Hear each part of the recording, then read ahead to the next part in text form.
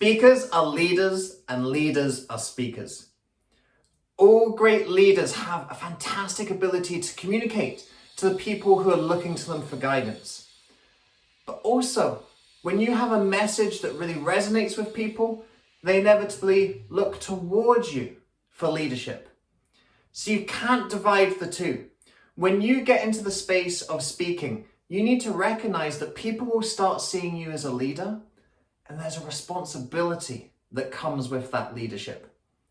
In our video today, we're going to talk about how you embrace that responsibility, make the most of it, and act as a good leader to the people who listen to you. When President Obama was inaugurated, I remember running home from school to see his inauguration speech. With the time difference between the UK and the US, it meant that I was just able to make it home as he was delivering his speech. And Obama was a politician that had really inspired me. I was 16 when Obama was elected. And in my life up until that point, I hadn't seen an inspirational politician. I wasn't born in the eras of the JFKs or the Nelson Mandelas. I hadn't seen someone who really captivated me with what they were saying, their vision for how things could be. And to be honest, I don't think I've really seen one since.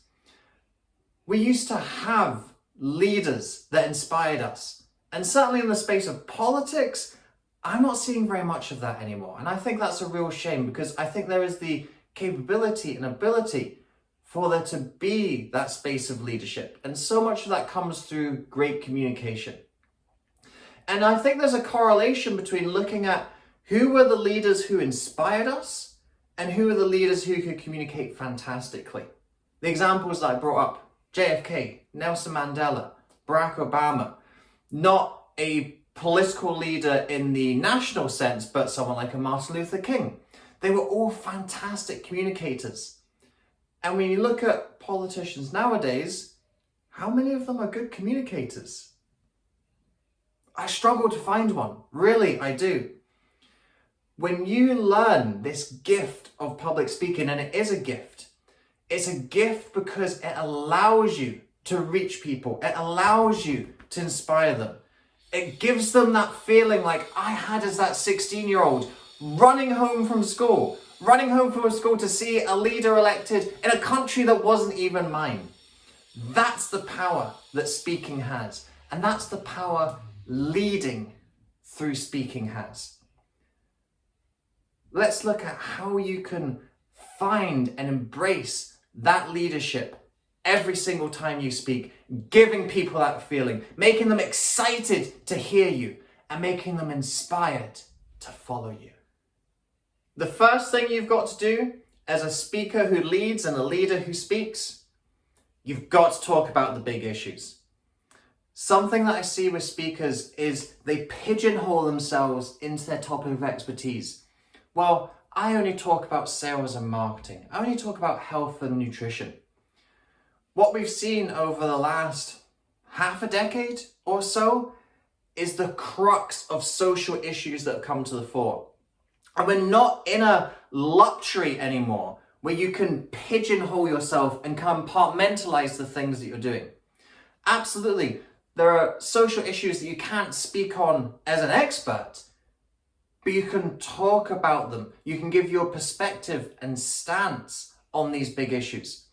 So when a big issue comes up in terms of race, when a big issue comes up in terms of sexuality, when a big issue comes up in terms of war, you should be telling people what your opinion and stance is. Not claiming that you're an expert on it, but give a stance, because everyone has one. And as people look to you for guidance in one area, they will start to look for you guiding them in other areas. Leaders talk about the big issues. We can't compartmentalize them and pretend they don't happen. My topic of expertise is public speaking, with a particular focus on virtual speaking. Does that mean when an unarmed black man is shot by a police officer, I say, well, race and discrimination isn't my topic of expertise, so I'm not going to talk about it? When trans athletes are banned from participating in the sport that they love, am I not going to say something about it? When a dictator invades a country just because he wants the power at the expense of millions of people's lives affected directly by the war, indirectly by the energy crisis. You know I'm talking about Ukraine here.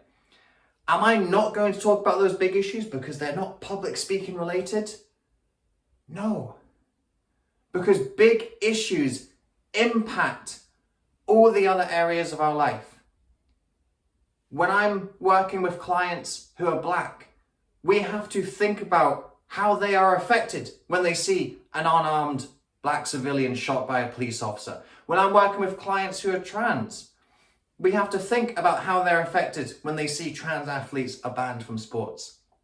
When I'm working with clients in Ukraine, which I did used to have, I still have them, thank goodness, but they don't live in Ukraine anymore. We need to think about how suddenly being invaded affects their country and how the rest of us in the world get affected by the oil and gas prices. Suddenly people are saying, well, I don't want to go back to the office because it's going to cost me a fortune to fill up my car to get there. I'm going to do more remote work, more virtual communication, tying into the topic of virtual speaking. Do you see how the big issues affect us? You can't compartmentalize, this is what I do and this is what's happening in the world. You need to speak up on the big issues because the big issues do affect you and they certainly affect the people that you're speaking to. Don't shy away from talking about them. Your audience want to hear you speak about them, not ignore the elephant in the room. The second way that you lead through speaking and speak to lead, you've got to take a stance on the big issues. And I'm sure as I was talking about some big issues last time, you sensed what my stance was on each of those big issues. I want you to sense that. I want to explicitly say that. If we take another issue. Now this doesn't happen in my country, but certainly something that I hear a lot of through the clients that I work with and the audiences that I speak to. Gun control. Here in Europe, we don't have a gun control problem. None of our schools have armed guards. And apart from very few horrific exceptions, we don't have school shootings. Why is that? Because we don't have free and easy access to guns. We don't give any maniac a gun. In the US, we have this conflict and polarization between the right of the Second Amendment and the right for kids to go to school safely and not worry about being shot. Now, you know which side the side I come on. I think, okay, you can have your Second Amendment in the Constitution if you want, your right to bear arms, but your right to bear arms does not come at the expense of the right for children to go to school and not worried about being shot. The right for teachers to go to work and not have to go through drills for if a gunman comes into their school. For me, this is just a subject that is clearly wrong and it needs to have something done about it. You've got my stance right there. And there may be some of you who watch this video who disagree with that. And that's okay, because that's what taking a stance means. Now, I will be clear, I'm not talking about taking hardline polarizing stances just for the sake of it. We see a lot of that in the online world now, of people taking a polarizing opinion because they know they can really cater to a subgroup and a minority and get a lot of traction and exposure through that method. Now, maybe you think my opinion is polarizing. For me, kids getting shot in schools, I don't think that is a polarizing stance. I don't think that should happen. And I think there's lots of people who agree that shouldn't happen. In fact, show me someone who does agree that happens. I don't think that's a polarizing stance to take. But I'm going to be very firm in my conviction that that is my stance on this issue. You will alienate some people, but you will also attract other people. When you take a stand, that's when you start to have people follow you. Do you think Martin Luther King was worried about weighing up both sides of the issues? Well, on one hand, we have discrimination against African Americans, but But on the other hand, we have white fragility and people who feel threatened by African Americans. Let's try and marry the two together. No, he said, racism is wrong and we're going to do something about it. And when he took that stance, he had people buying in. And on that famous march in Washington in 1963, 75% of the audience were black, but 25% of the audience were white. He won over people to his stance, not just the people who were drinking from the Kool-Aid who said, yeah, of course we're affected by this and we're going to march on this. Also the people who weren't directly affected by it, thought it was an issue that needed to be fixed, thought it was a cause worth supporting, and they went and supported it. And they did that because someone took a stance and someone spoke up. So don't sit on the fence. Don't be deliberately polarizing just to grab attention, but take a stance, because you're never going to have everyone in the world agree with you. So you'll sit on the fence and people will say, you're a bit wishy-washy. You're sitting on the fence. I want to hear your stand on this. Don't you care that little kids are being shot in school? Don't you care about a citizen's right to bear arms? You'll get flack for not taking a stand. So why don't you take a stand? Why don't you take a stand for what you actually believe in? Take a stand for what you care about. Some people will be alienated. That's okay. They're not your audience. You will attract the people who are right for you, right for your audience, right for your message, and are willing and receptive to hear the leadership that you have to offer. Our Facebook group, Rise and Inspire Speakers, provides you with a safe, supportive community to develop the skills to get your message out into the world. We host a virtual summit, Inspire Week, within the group every month, where you can sign up for a 30-minute slot to speak live in the group. This is a free opportunity you can sign up for month after month to practice your skills, try new things, and refine aspects of your story and message. There is a ton of educational content that gets pumped into this group. You can access ongoing educational resources that help you gain more confidence on camera, create more compelling speech content, and develop a deeper connection with your ideal audiences. Speaking of connection, the members of our community are fantastic. They are like-minded people who, just like you, want to make a difference in the world and will cheer you on and encourage you every step of the way. If you want to master your virtual speaking skills, then this is the place to be. The third and final thing that you have to do as a speaking leader is provide a solution. In the last 2 points, we talked a lot about talking, didn't we? Talk about the issues, talk about the stand that you take. But talking isn't leadership, as we know from a lot of our modern day politicians. They just talk about the issues and very little gets done about it. The real key for leadership is not just the message, it's the action. If you look at the great civil rights leaders, we talked about Martin Luther King, we talked about Nelson Mandela. They didn't just use the propaganda and the messaging and the communication.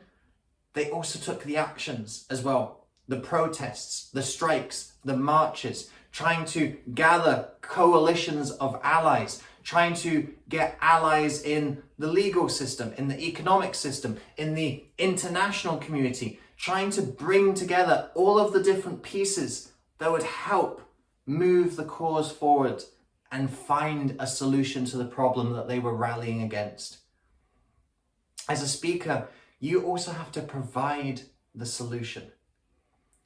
To give you an example, when George Floyd was murdered, there was a lot of black squares on Instagram, there was a lot of black power fists, there was a lot of Black Lives Matter on the profile pictures. Now, all of that virtue signaling stuff, okay, it's nice, but what are you doing on top of that? It's not just about showing solidarity, it's about giving solidarity. So one of the things that I did that month, it was end of May, start of June. So in the June of 2020, I said, okay, at the monthly virtual summit that we hold every month in my Facebook group, we're going to have a day for speakers of color. Rather than us having the black squares and the solidarity, let's talk about these issues. Let's find out different perspectives on these issues, and let's find out what are some of the solutions that we can put into play. So that's exactly what we did. We had the Thursday of our Inspire Week Virtual Summit was just for speakers of color, and they gave us insight into various aspects of discrimination, racism, unconscious bias, diversity, and also pointing out what are some of the things that we can do about it. We can do unconscious bias tests online. Do you know what? I found out I've got unconscious bias. I have a moderate unconscious bias towards white Europeans as opposed to black Africans. So even when you think you are clued up or supportive of a subject, sometimes you find that you're not. And that's where the solutions come in. You provide a solution, and sometimes you have to work with people to provide and find that solution. So we had the unconscious biases. We talked about how do you get real diversity in the workplace, not token diversity in the workplace. For example, we talked about if you don't have names on a CV or resume, then you don't have that judgment of ethnicity on a CV where that unconscious bias maybe forwards in. In the US, you quite often have a photograph on your resume. Here in Europe, we don't have photographs on the resume, so you don't have the facial profiling aspect, because these unconscious biases are all there.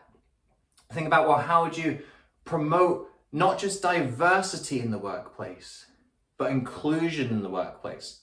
Diversity is hiring lots of different people from lots of different backgrounds. Inclusion is giving them the same responsibility and the same amount of tasks and input. If you have all of the ethnic minorities doing the admin and all of the white people doing the management and leadership, technically you've got diversity, but is that really inclusion? It's probably not, is it? So when you're speaking up on these big issues and when you take a stand, you've got to provide a solution. So put my money where my mouth is. I was railing against kids getting shot in school earlier on. What's the solution to that? It's background checks. In Europe, we have super strict background checks. It's very difficult to get a firearm. It's not that you can't get a firearm. It's not that you can't be a private owner of a gun. You've just got to go through a lot of steps and show a lot of credibility in order to get that firearm. So it's not that you can't do it here. We just make sure that there's as much of a vetting process as possible.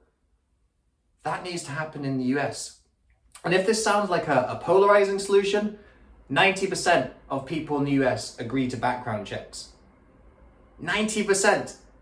That is a solution that people can get on board with, and that's what you want to do as a leader who speaks and a speaker who leads. Provide solutions that people will actually get on board with. They say, oh, actually, you know what? I thought this was a polarizing issue, but actually here's some common grounds that we can work together on. This is something that we can bring together, the two sides of the argument. So when you talk about the big issues, when you take a stance, it doesn't have to be polarizing. And the secret comes when you then provide the solution. Providing the solution is what starts to bring people together. When you just talk about something, you express your opinion on something, it becomes easier and easier for the opinions to get further and further away, more and more divergent. But the solution brings that together. That is your job as a speaker. When you provide that solution, you provide that leadership. And that's why speakers are leaders and leaders are speakers.